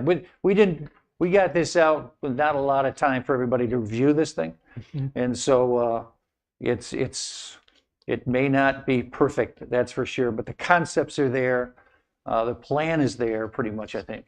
And so yeah, if any of the council members, the mayor, anybody has any additions, subtractions, let us know. Go I ahead. have a question. Yes. In objective 1, the last line, Objective 1. You said? yeah, we thought throughout all of our discussions on parking and designating parking based on whether it's a motorcycle or a golf cart, a cart, whatever. Mhm. We were talking about color coding the curb stops accordingly. Mhm. Here we're talking about all curb stops having the same color, but instead plopping signs down to tell people which parking is which. Those are exactly and that's why I asked him, does he want to talk about that And- stuff now or? We're going to have, it's going to be a field of signs. Mhm. I mean, Well, you're going it's going to look like Picketteville. No, no. The signs will combine. Now, to answer that question, signs will combine. You'll have a sign where you have the code on it, but it'll also say parking for this, this, or this. But I agree. The original committee wanted different colors of curb stops. How about if we get into your objective 3, because that's where the Yeah, fish is going to fry. yeah. The wording and the details, I think people like Mike and I can talk with Mhm. you off. Yep. Off. And just let me just finish that statement that the parking committee wanted different colors, but staff has said one color with signs. So at this point, that's the council has to Let's decide. go over that. Yeah, Yeah. council has to decide. Yes, go. The, So- the size of the parking places are going to be different. You don't take as much space for a golf cart or a motorcycle parking space. So if a car wants to park in a golf cart parking space, there's just not room for it. What about the reverse? Golf Yeah, cart but- parking and, You can't prevent Can't. that. You can't prevent it. okay. So, and that's what the committee wanted to prevent. They wanted, one of the complaints that the committee received quite a bit was these golf carts parking in car spaces, taking up car spaces, and one small golf cart taking up a huge parking space. But legally, right, Ken? Legally, we cannot do that. It's a vehicle. It must be able to park in a parking space if it fits, right? Yes. Okay. Thank you. All right, let's go to number 3 then. I agree with Peter on that one. Any discussion now on approval of paid parking on the island? We get right into it here. I think it's inevitable. Everybody else is going to have it by this coming summer. If we don't have paid parking, we are going to be inundated with people trying to save $25 a day for parking at Ocean Isle or other beaches. I don't know that there's a way out of it. Even if I was against it, I'm for it. But even if I was against it, I don't know. I could make an argument that would be supportive. Well, since the beginning, since our first committee meeting, we've said that the main thing with controlling the parking are safety issues. And we've also said that taxpayers, and we got a lot of them that don't go to the beach, should not have to pay. Should not have to pay for any of the associated costs. And we're sticking with that. The paid parking will pay for everything. And there's ways, Charlie, if we do have free parking for taxpayers, There we would can be, have and like that's a another thing. $25 1-year fee, annual fee. So if you don't ever want to go to the beach, you don't have to pay it. And if you do want to go to the beach and get your car registered in the system, then you pay an upfront fee that pays for the administrative costs of that. Correct. But there's things, I think, and those kind of details we Yeah. can work out as a policy. Yeah, there's tremendous number of details to work out. Who's eligible for paid parking? Are there golf carts eligible? Are there cars eligible? I mean, it just goes on and on. So what are you asking for now? Just that we agree in principle that we will work toward paid parking without addressing any of those details yet? Yes, Or that we say we're not going to work for paid parking and then scratch all the paid parking and go in a different direction. And to bootstrap off of you, John, the parking management company that we select will be an integral part That's of right. helping us better understand the idiosyncrasies, because they've done this before. Hopefully they've done this before. And with their experience, we're not going down rabbit holes. And they say, well, hold it, you got to consider this. You got to consider that. Going to the Ocean Isle Beach meeting, there was a half a dozen things that came up there that I never even thought of. But the parking management person had. Oh, yeah. So That's a very important statement that Peter made. I would say a lot of these decisions you're talking about should be made hand in hand with the parking management company that we hire. They're the experts. They can tell you what's happening all over the place regarding fees for this or fees for that or anything. And they're invaluable moving forward. Believe me, I was just on the phone with a town administrator of a town close by us, and he was just amazed at the help he's receiving from the parking management company, and made it so much easier for council to just say yes or no to these things instead of trying to figure out every angle on what we may do. So, Well, I came into this town council on the basis that I don't like citizens paying for parking. And I've said it 1,000 times last year, and I'm saying it again now. I don't think citizens should have to pay to park at the beach, since we already pay enough money. I think I haven't heard anybody on No. this council say citizens should pay for No, parking. I know that. I know Yeah, that. I'm just so- saying, the so decision on let's- whether I vote for paid parking, that is a big part of it. Okay. And I agree with that. I think There's never been. I a think we all question agree with about it. it's in objective 3, number 5. Yeah, I saw So it's I'm just, in front of us. yeah, it's there. I mean, people pay enough taxes here as it is. We get a lot of visitors to the beach. Let them pay something. I think Mike, what's next? we should what should we do on this now, Lee? Should we take a vote? Should this be a vote? Because this is It's got to be a consensus. it's got to be a consensus or what? Yes, sir, you need a consensus to number one. Okay. So that will push us forward from there. Mhm. Okay. Yeah, my only comment was going to be that Charlie and I have been involved in this stuff for so long. A lot of it bounced into paid parking continually, people we talk to. And it is, as Peter said, inevitable.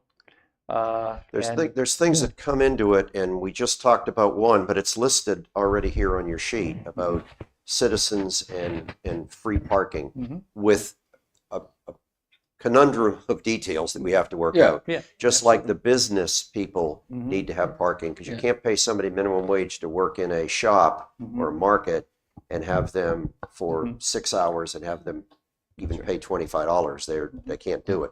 So if These we kind of approve, details we have to work out. if we approve paid parking, we're doing it under the condition that every one of the details associated with paid parking will still go under review, study, analysis, Oh, yeah. and public comment. And Figure we out what we're going to do. all these And things. and Go ahead. one key item remains that our taxpayers and you know, I go through, it's people who reside here full time, and we have to work out all those details.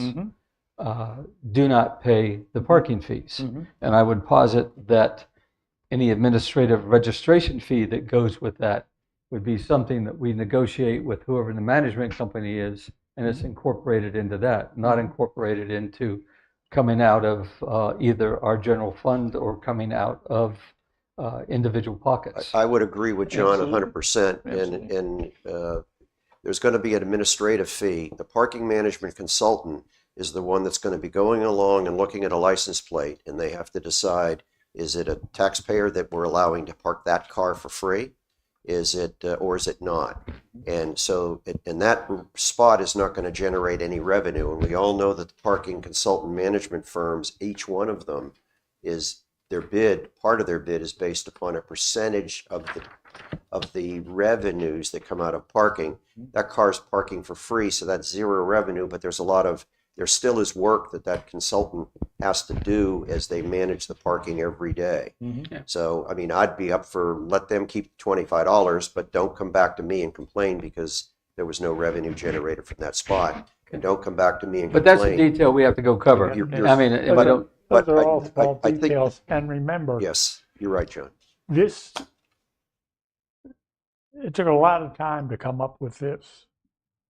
And are we 100% sure it's going to work? No. But this can be tweaked as we go along. I mean, it's not written in stone. Well, the parking management consultant contract is something that those terms and conditions need to be satisfactory. So that what our concept is, at least of the plan. So, And we've already talked about that and discussed it, but okay.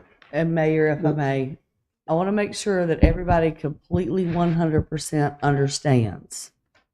Before we can make any revenue off of parking, Yes. we have to delineate where parking is. That's going to be with curb stops, signs, poles, surveying. Those costs will 100% be paid out of general fund Absolutely. before any revenue is generated. So where you're all talking about you don't want the taxpayers to pay, they're going to pay up front. And then once the revenues start to generate, then those costs will be recaptured. But just to be perfectly honest, the general fund will take a hit in the beginning to start this program. Initially, in And that's the objective 4, $125,000. that's the $114,000 to $125,000, and that's the Public Works Department staff doing that function. Number 2 is the engineering and a construction company readying that paid parking lot for revenue to start generating from there. So the likelihood of the general fund taking a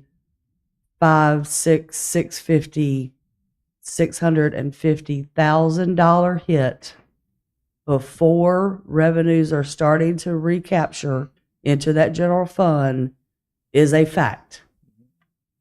For the recommendation that staff is making is to start with the on street for the 125,000 to get the revenue started in the 25 season, and then that revenue can be utilized to build the parking lot that is the much bigger But cost. that's no Can I- different than a paving district or anything else that we do. We pay for a road being paved up front. and Correct. then the people on that street reimburse the general fund for that. Correct. And I just that- want to make but that's a absolute service sure we that everybody provide. understands. That's So why we that- have a good that's- general fund. The function of the general fund, it serves as our savings account that we have to take care of, one, emergencies, or two, capital investments and items and other things that go through here.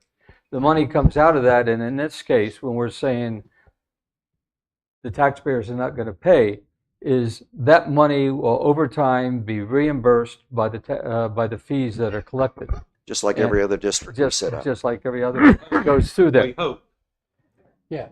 We hope. Then we sell the land. Speculation. Then we sell the land. Total Yeah. speculation. The 300 spaces, and judging by what they said, turnovers twice during the high season, 0 during the low season, comes out to gross revenue of about $540,000, of which we get supposedly, hopefully 70% minimum amount, which Well, would be that's stuff to be worked out. 378,000, Yeah. which would cover the on-street cost. Mhm. It's the other one that is the big bite.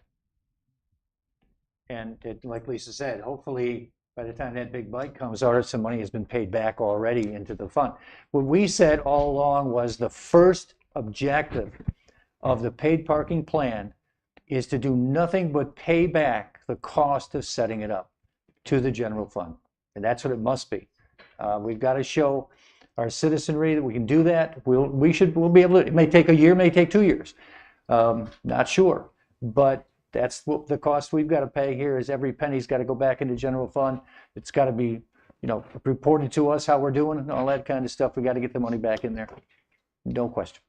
So do we agree on number one, paid parking? Everybody in consensus on that?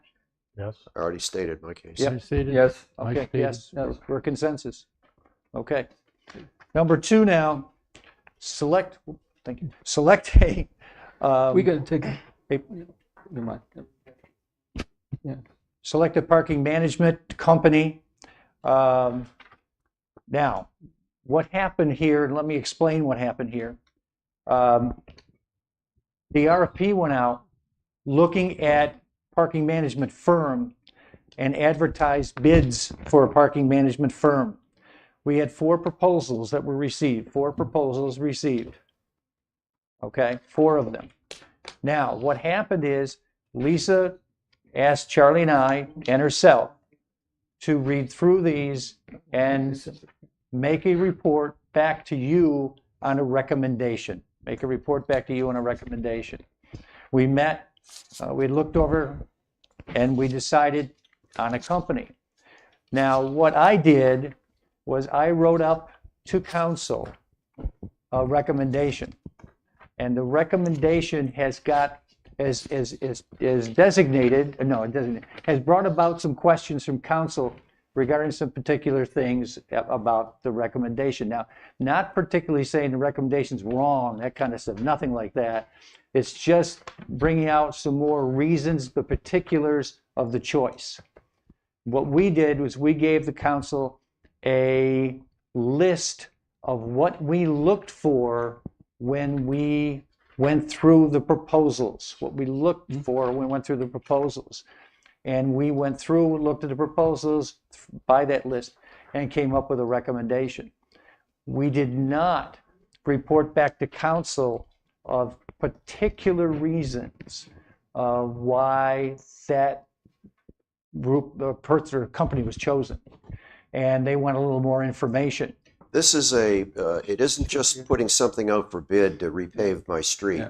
It's a lump sum Yeah. or a unit price, and you can compare apples to apples with 3 or 4 different bidders. Mhm. This is their subjective review of this, because it not only is how much of the revenue do you want to take as a part of your Yeah. contract? But it's what are your services? What do you Yeah, cover? may I interrupt just a bit? Sure. We've got another meeting at 6 o'clock, and we have a 7 o'clock meeting. We also have tentatively set up on our schedule, according to the agenda, to approve whether or not we're going to meet another special meeting on December 10th. I would suggest that Do I have a If- motion to if we- reset this till December 10th? I'd second that. I think that would be Or motion good it. because that'll give the committee a chance to meet again and come up with the information that you wanted. And that would be all set up then to go on December 10th. I've got a motion on the floor. Do I have a second? Second. Any more discussion? I want to question, we have a housing standards meeting on this, Yeah. So that's where we'll be at. okay. That's where we'll be at. So we'll be looking, like I said, we got a motion and a second on the Okay. floor to recess this till December the 10th. If there's no more discussion, all in favor? Aye. None opposed? All right. Thank y'all. thanks everybody for coming and Yes, sitting thank you for sitting through all through this. this delightfully entertaining afternoon.